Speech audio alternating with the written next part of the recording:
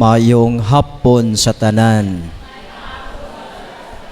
Nya, mayong gabi na pod. Diki, alas 6 na made, mayong gabi kanatong tanan o dinhi karon sa ato nga nadungog nga mga pagbasa labi na sa atong ebanghelyo nining atong ikapito na ba nga nobena, no? Kapito. So, ikapito nga nobena sa pagpangandam, gitudluan kita ni Jesus sa pagampo, kung unsaon nato pagampo. Kita mang tanan makahibaw mo ampo. Kinsa may di kahibaw mo ampo nga ni karon dinhi. Tanan mo kahibaw mo ampo. Unsa may inyong nahibaw-an nga pagampo? Ha? Basta ka mo rin nahibaw. Sige, kahibaw na mo sa inyo yung nahibaw nga pagampo. Unya, karon gitudluan kita sa Ginoo nining atong pamalandungan nato kining kiyang gitudlo kanato nga pagampo uban sa atong tema pod nga hiniosang pagpanaw sa simbahan diha sa misyon, pakighiusa og pagsalmot diha sa uba-uban ni Maria, Birhen Maria nga atong inahan sa kaning panabang di na kanako kakit-an ang uban. Hiniosang pagpanaw.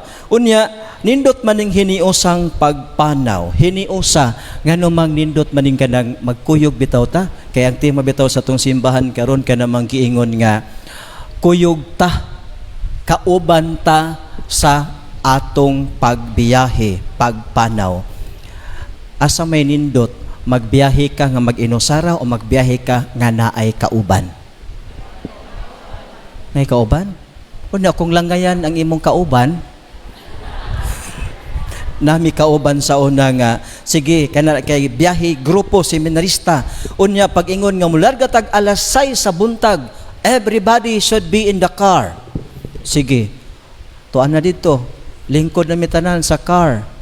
Unya, pag ihap-ihap na, head count, na ay usa, nga kuwang.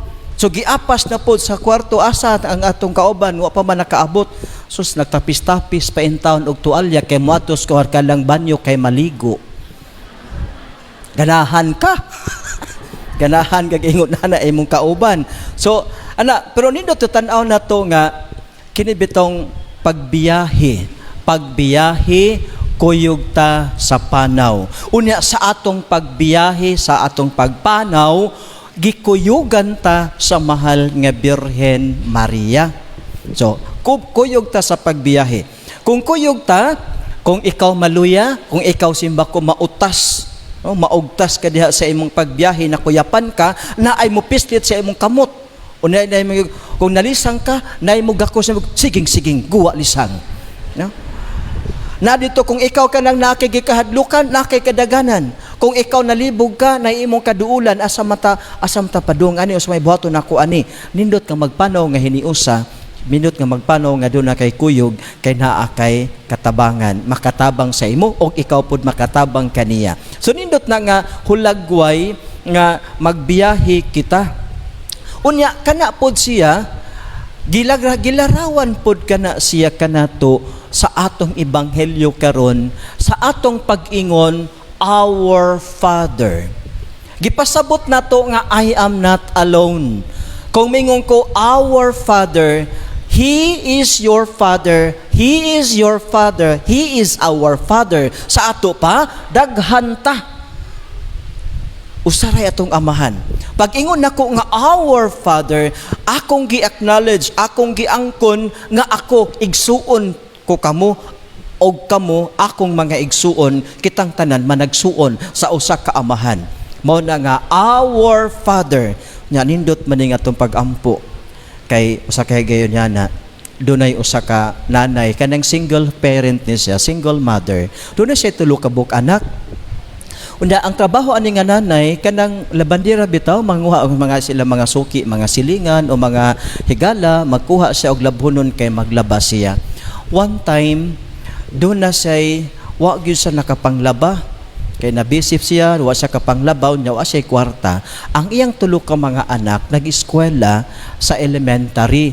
Ang usa grade 1, ang usa grade 3, ang usa grade 5. Na ng pagkabuntag, luoy, minghoy kayo siya nga, mga anak, I'm very sorry. Mama is very sorry.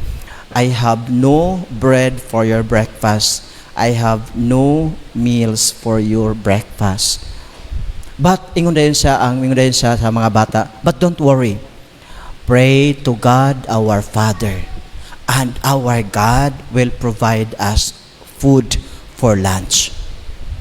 Katong gamay nga bata, katong grade 1, so atos na eskwelahan, kauban niya mga kuya, pero katong gamay, nihapit sa simbahan. Og mingon sa dito, load sa tubangan sa crucifix, minsan nga, Papa God, wa ko'y breakfast. Kay mama has no money, wala ko'y breakfast.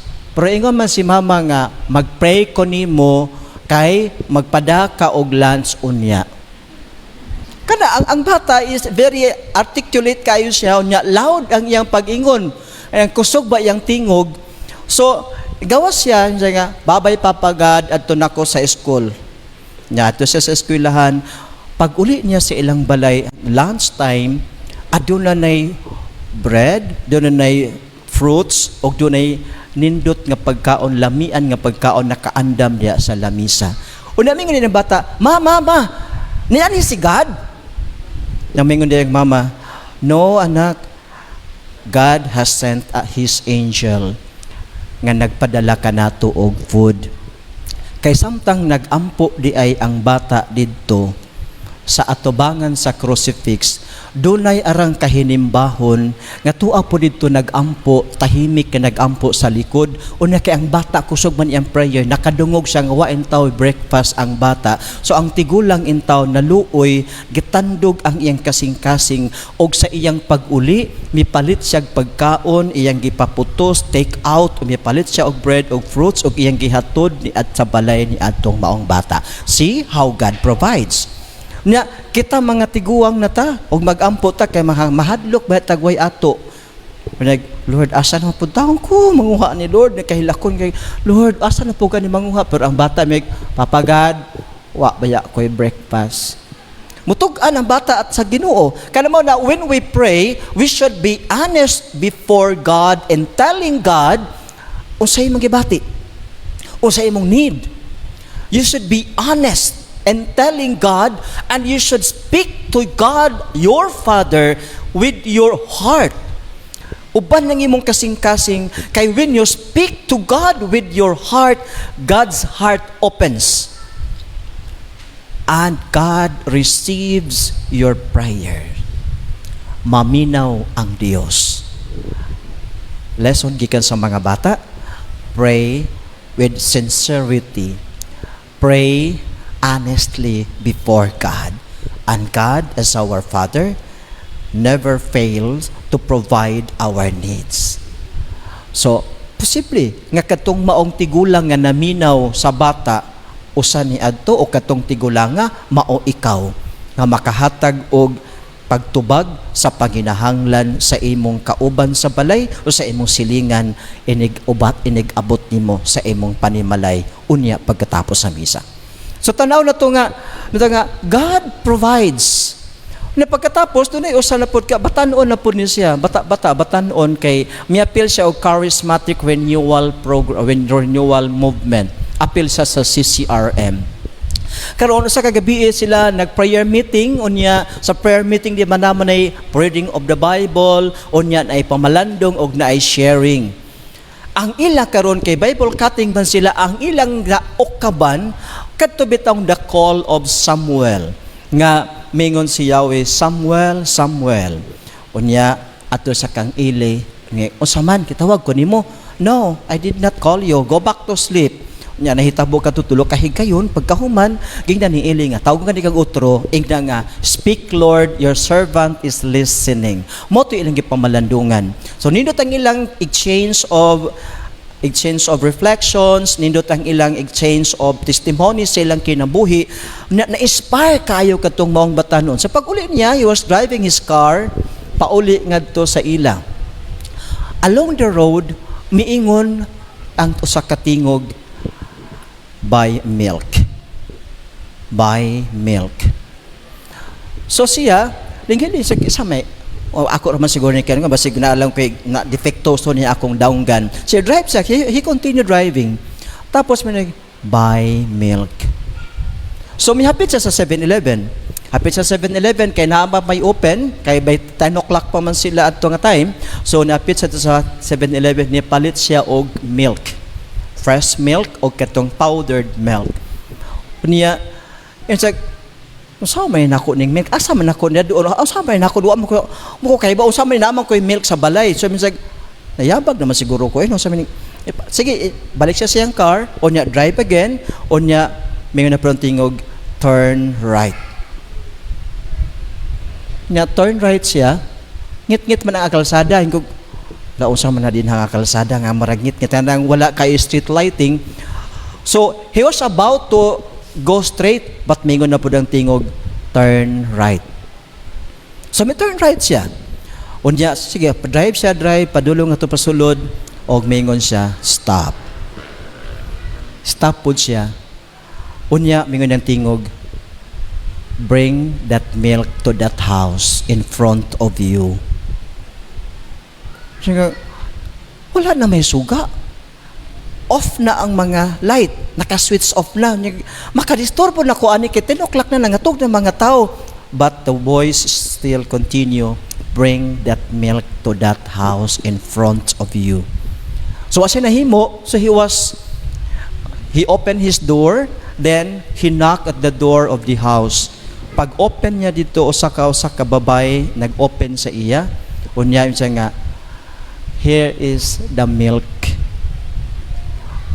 Gipasulod siya, unya gistoryahan sila natong babay, magtiayon aduna sila'y bata usa ka buok.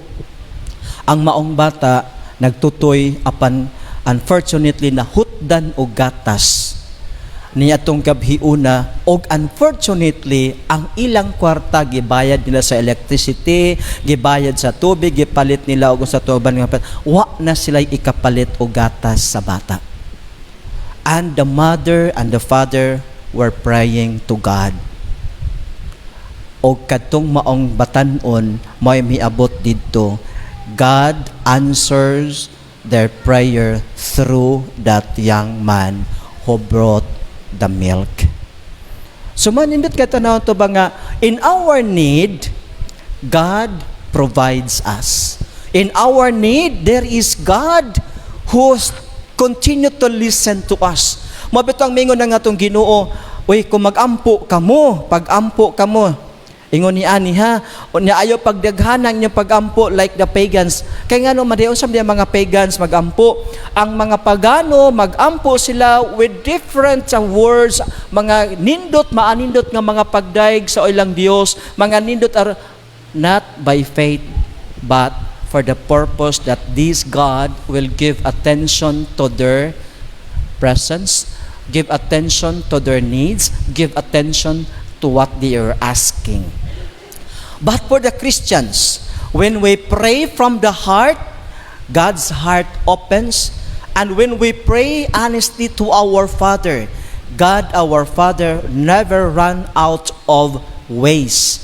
Moingon ka nga, I don't have ways anymore. Suko na ako, ayoko na, suko na ako. Wa na ko'y mahimo. Don't forget, your Father, my Father, our Father will never be running out of ways. God will make a way when there seems to be no way. When there seems to be no way for you, always remember, God our Father knows. So kumao ni, giingnan kita sa Ginoo nga magampo kita ingon ni ini. Amahan namo anak ka sa langit. Simbahon ng tangi mong ngalan, maghari kaunta og tumanon ang imong pagbuot dinhi sa yuta, ingon nga gituman kini didto sa langit. Sa imong pagsangpit sa Dios, imong giingon ngadto kaniya, Lord, I pledge my obedience to you. Sa imong pag-ampo nining amahan namo, mingka, Lord, magmasinugtanon ako sa imong kabubuton, not to my own will, God, but your will be done on me, in my life, your will be done. Thy will be done on earth as it is in heaven. Kung may ngunta nga, our Father who art in heaven, it is a contrast in their time. Kaya nga no, in the time of Jesus, they were under the Roman emperor. They were under the Roman power. Unya, sa ila, in the Roman Empire, giila nila nga ang emperor adunay gahom sa paghatag kanimo kinabuhi o paghatag kanimo kamatayon. Gikahadlukan nila ang emperador. But when Jesus taught this, our Father, He's telling His disciples, the only one who has the power on earth and in heaven is only God, and this God is your Father. So do not be afraid. Do not be so fearful of this world, because you have a Father who knows what you need, a Father who never runs out of solutions of your problem, a Father whom you can depend, a Father whom you can approach. He is telling us that God is not an angry God, but He is telling us God is a Father. He is our Father. So, baga, kita ang iyang mga anak, and a father as a father, dili gayud siya makatalikod, dili gayud siya makalingiw sa iyang pananaw kanimo nga iyang anak na dunay panginahanglan. Mingon si Lord, ang imong amahan nasayod ng daan unsay imong gikinahanglan. But then why, Lord, should I pray? Why, Lord, should I pray every day? Because when you pray, when you articulate your needs before God, when you become honest to God, you become closer to Him. Why you are asked to pray every day? Because God wants you to grow in a relationship. Kay ang prayer is not just communication, but prayer is relation. As a relationship to God our Father. Mao nga kung mag-ampo ta, the more nga mag-pray ta, the more nga gimagnetize kita, the more nga we are pulled closer to God like a magnet. The more we articulate our needs to God, the more we become honest of ourselves, speaking to God our Father. This God is pulling us to become closer with Him.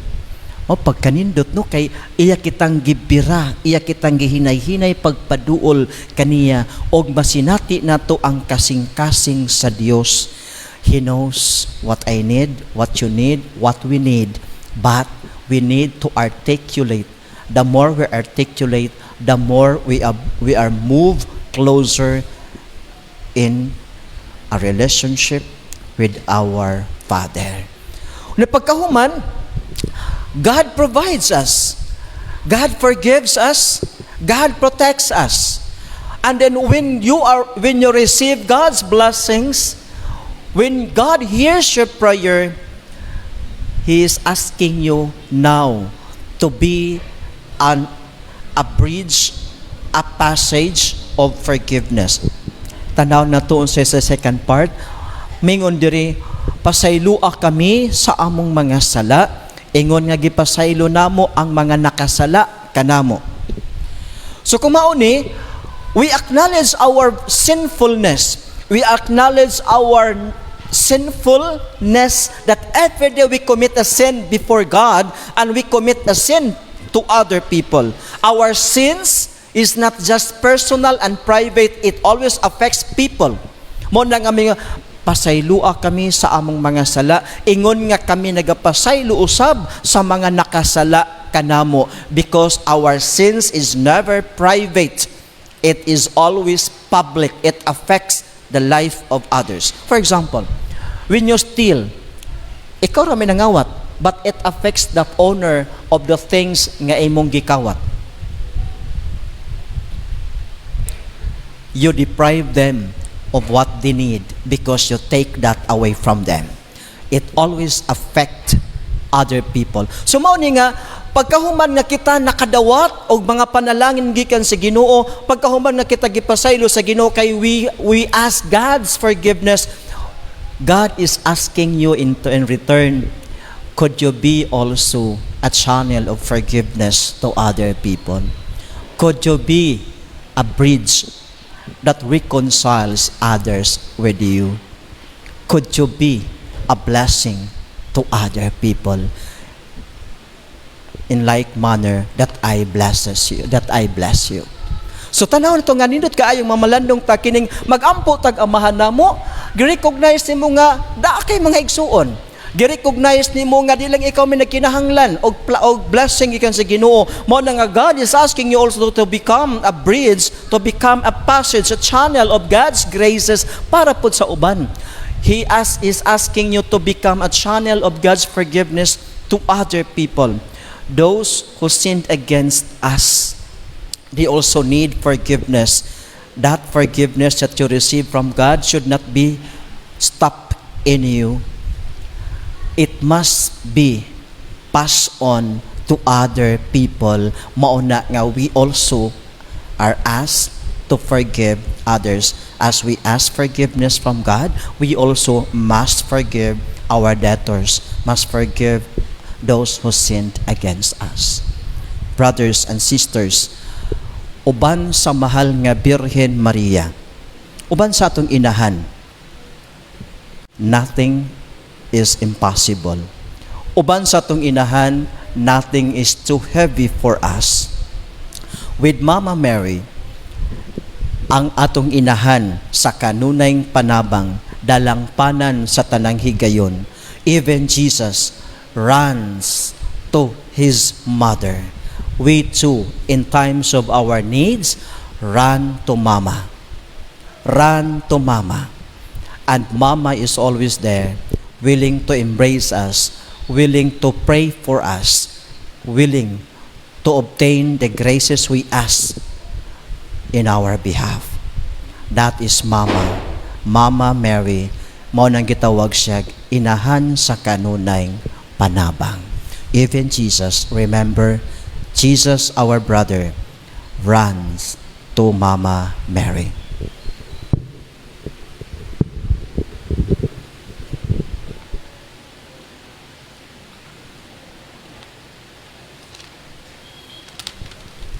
Manindog kita ato karong ipadayag sa Ginoo ang atong mga pangaliya. Sa tumang pagpaubos ato karong ipadangat ngadto sa Dios nga ang atong mga pagampo inubanan sa atong hingpit nga pagsalig og pagtuo og moingon kita, Ginoo, pamatia ang among pagampo.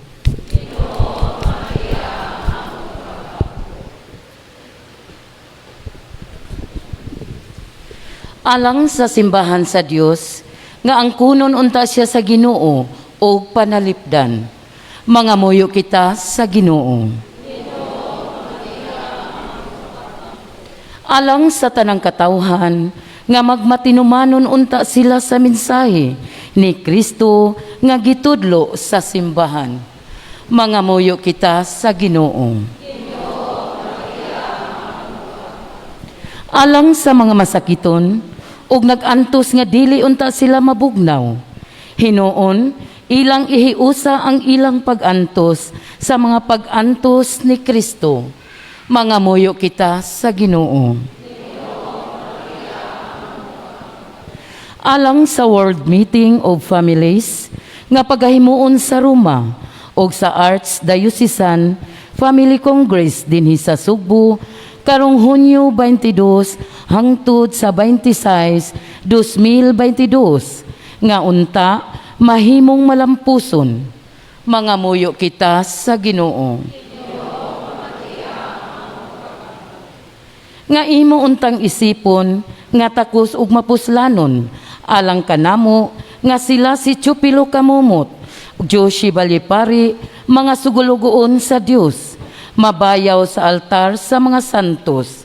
Mga muyo kita sa Ginoo. Alang sa atong mga sponsors, benefactors ug donors sa atong mga proyekto, ilabi na sa pagtukod sa bag-otang simbahan nga ang ilang kinasingkasi nga hinabang nga mahimong kapanaminan sa uban, alang sa pagpalambo sa bertod sa pagkamanggihatagon ug ang madagayaong grasya sa Dios matagamtaman sa tanan. Mga muyo kita sa Ginoo. alang sa kalampusan sa pagtukod sa atong bag-ong simbahan ug nga sa kanunay mapanalipdan nga malikay sa sakit ug disgrasya ang tanan nga mga lumilihok niini. Mangamuyo kita sa Ginoo.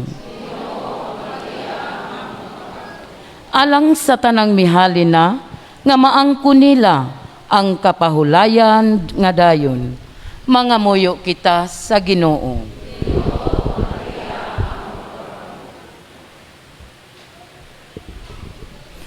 O Amahan, gidumala mo ang tanan ngadto sa ilang kahingpitan subay sa imong balaod sa gugma. Himua kami nga mahigugma kanimo aron modangat kami nganha sa kinabuhing tunhay kay alang niini imo kaming gibuhat pinaagi ni Kristo among Ginoo.